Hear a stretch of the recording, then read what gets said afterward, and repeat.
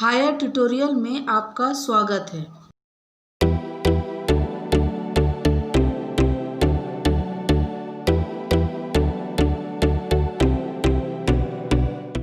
While I was wondering about it all, M. Hamel mounted his chair, and in the same grave and gentle tone which he had used to me, said, "My children, this is the last lesson I shall give you." जब मैं इन सब के बारे में आश्चर्यचकित हो रहा था, तब मिस्टर हेमल अपनी कुर्सी पर बैठ गए और उसी गंभीर और कोमल स्वर से बोले, मेरे बच्चों, यह अंतिम पाठ है जो मैं तुम्हें पढ़ाऊँगा। The order has come from Berlin to teach only German in the schools of Alsace and Lorraine. The new master comes tomorrow. This is your last French lesson. I want you to be very attentive. Berlin से आदेश आया है कि अल्सेस और लोरेन के स्कूलों में केवल German भाषा ही पढ़ाई जाएगी। नए मास्टर कल आएंगे। यह आपका फ्रांसीसी भाषा का आखिरी पाठ है। मैं चाहता हूँ कि तुम सभी लोग ध्यान से सुनो। What a thunderclap these words were to me! Oh, the rich! That was what they had put up at the town hall. ये पूरे शब्द मेरे लिए बिजली के गर्जन के समान थे। ओह, वे दुष्ट लोग! यह बात थी जो उन्होंने टाउन हॉल पर लगा रखी थी। My last French lesson. Why I hardly knew how to write. I should never learn any more. I must stop there. Then, oh, how I sorry was for not learning my lesson, for seeking birds' eggs or going sliding on the Saar.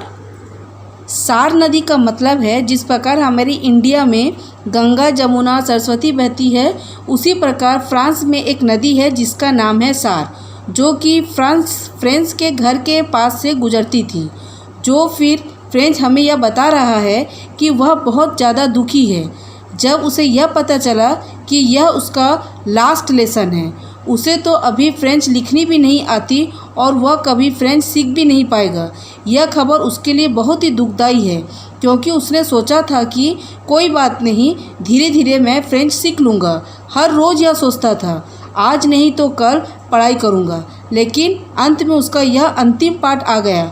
इसके बाद वह कभी French नहीं सीख पाएगा। आगे यह कहता है कि क्या मेरी पढ़ाई अब यहीं रुक जाएगी? अब के बाद मैं कभी फ्रेंच नहीं सीख पाऊँगा। फ्रेंच के वो बहुत ज़्यादा बुरा लग रहा था। उसने सही समय पर फ्रेंच भाषा नहीं सीखी। उसने अपने पाठ सही समय पर नहीं पढ़े और वह उस वक्त क्या करता था? बाहर खेलने चला जाता था, घोंसले में से चिड़िया के अंडे निकालता था, उसके साथ खेलता था और सार नाम की जो नदी उसके घर के सामने से बहती थी उस पर तैरता था। फ्रांस को सारा बात बीता हुआ कल याद आने लगा था। वह बहुत ज़्यादा दुखी था और वह सोच रहा था कि काश मैं यही समय पर पढ़ाई कर ली होती तो आज ऐसा ना होता।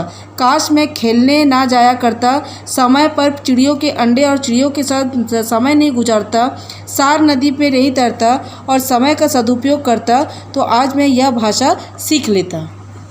My books that had seemed such a nuisance a while ago, so heavy to carry, my grammar and my history of the Sant, were old friends now that I couldn't give up.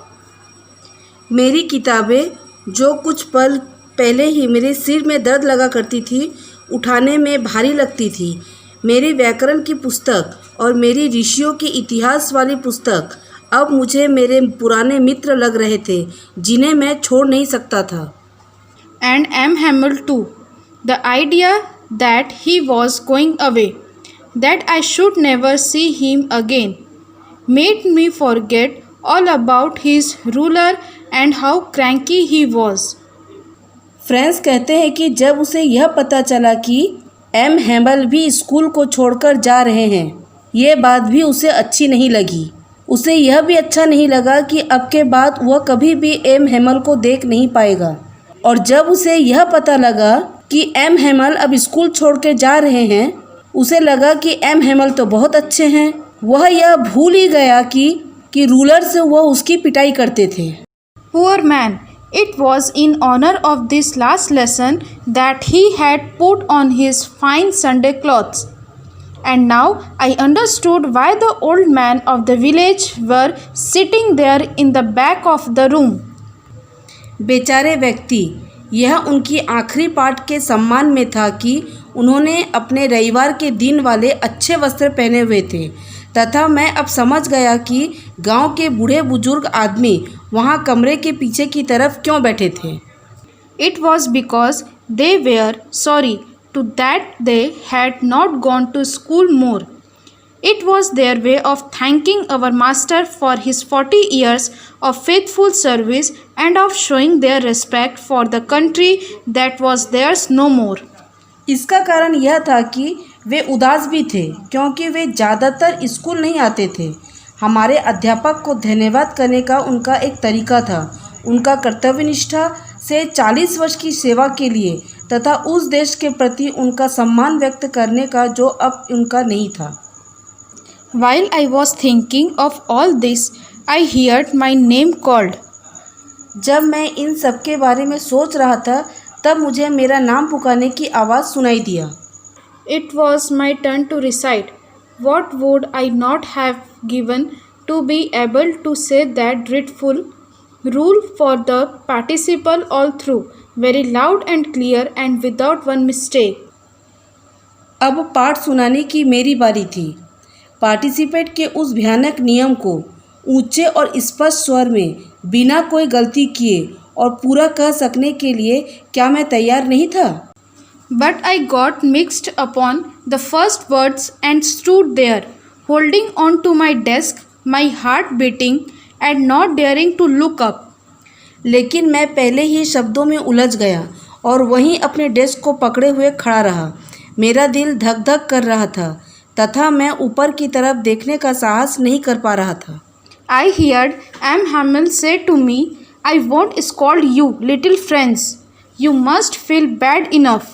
See how it is. Every day we have said to ourselves, I have plenty of time. I will learn it tomorrow. And now you see where we have come out.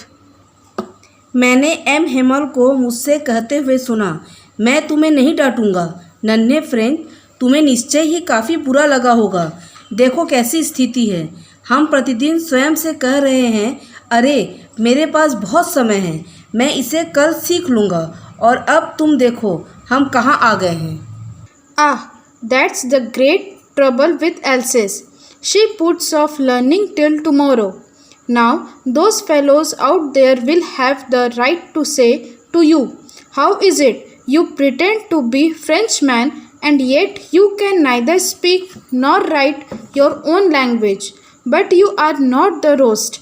Poor little friends, we have all a great deal to reproach ourselves with.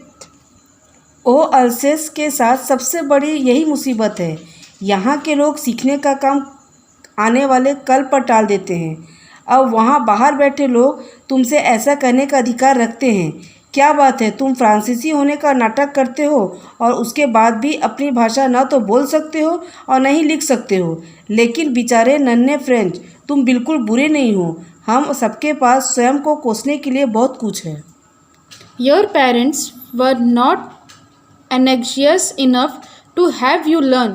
They preferred to put you to work on a farm or at the mills so as to have a little more money. तुम्हारे माता पिता उतना नहीं चाहते कि तुम पढ़ो। वे तुम्हें किसी फार्म में या आरा मिल में काम पर लगवाना ज़्यादा अच्छा समझते थे ताकि आप लोगों को कुछ ज़्यादा पैसा मिल सके। And I have been to blame also. Have I not often sent you to water my flowers instead of learning your lessons? And when I wanted to go to fishing, did I not just give you a holiday? और मैं भी दोषी रहा हूँ। क्या मैं तुम्हें कई बार तुम्हारे पाठ याद करने के बजाय मेरे फूलों को पानी देने के लिए नहीं भेजता था? और जब मैं मछलियाँ पकड़ने के लिए जाना चाहता था तो क्या मैं तुम्हें छुट्टी नहीं देता था? Then from one thing to another, M. Hamill went on to talk of the French language, saying that it was the most beautiful language in the world, the clearest, the most logical, that we must guard it among us and never forget it. Because when a people are enslaved, as long as they hold fast to their language, it is as if they had the key to their prison.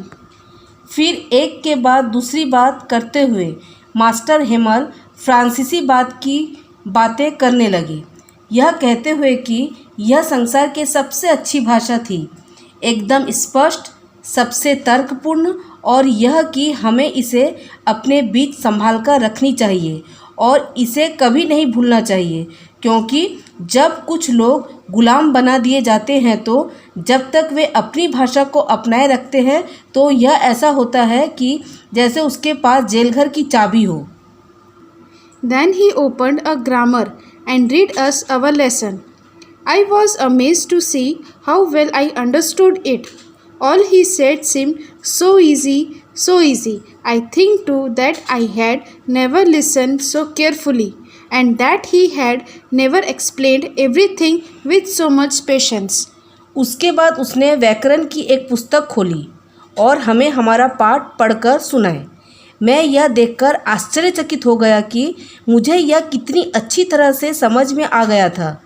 जितनी भी बातें उन्होंने कही बहुत ही आसान लग रही थी। मैं ऐसा भी समझा हूँ कि मैंने इतना ध्यानपूर्वक कभी नहीं सुना था, और यह भी कि उन्होंने हर बात को इतने धैर्य से कभी नहीं समझाए थे। It seemed almost as if the poor man wanted to give us all he knew before going away, and put it all into our heads at one stroke. ऐसा प्रतीत हो रहा था कि वह बेचारा आदमी जाने से पहले हमें वे सभी बातें सिखा जाना चाहते थे जिन्हें वे जानते थे, और एक ही प्रयास में वे सब हमारे दिमाग में डाल देना चाहते थे। Question 1. What was French expected to be prepared with for school that day? Answer. He was expected to be prepared with the rules for the use of participles. प्रश्न, उस दिन स्कूल जाते वक्त फ्रेंच ने किस चीज़ को तैयार कर जाने की उम्मीद की गई थी? उत्तर, कृदंतों के प्रयोग करने के नियमों को तैयार कर जाने की उम्मीद की गई थी। Question 2. How did French's feeling about Mr. Hamel and school change? Answer. French was now very sad for Mr. Hamel. He forgot all about his cranky behavior. Now he did not hate school. He made books as his friends. प्रश्न, mister Hemal और school के बारे में French की सोच में परिवर्तन कैसे था? उत्तर, फ्रेंच मिस्टर हेमल के प्रति बहुत दुखी था। वह उसके चिड़चिड़े व्यवहार को भूल गया था। अब वह स्कूल से नफरत नहीं करता था, वह पुस्तकों को अपना मित्र बना लिया। Question 3. Why were the villagers sitting at the back of the class? Answer. They wanted to show their sympathy and respect to M. Hamel, the teacher, and to the French language. In a way, they wanted to extend their thanks to the teacher on the last day of the lesson in French. प्रश्न, ग्रामीण कक्षा में पीछे क्यों बैठे थे? उत्तर, वे शिक्षक M Hemal और फ्रांसीसी भाषा को अपनी सहानुभूति और सम्मान दिखाना चाहते थे। एक तरफ से वे फ्रेंच भाषा के आखिरी दिन शिक्षक को धन्यवाद देना चाहते थे। Question 4. What was the latest news written on the bulletin board? Answer. The bulletin was about the latest order from Berlin. It said that German language was not be imposed on the French-speaking people of Alsace and Lorraine with immediate effect. प्रश्न, bulletin board पर लिखी गई नवीनतम खबर क्या थी? उत्तर, bulletin Berlin से नवीनतम आदेश के बारे में था। उसमें लिखा था कि जर्मन भाषा को तत्काल प्रभाव से अल्सेस और लॉरेंस के फ्रांसीसी भाषी लोगों पर लागू किया जाना था।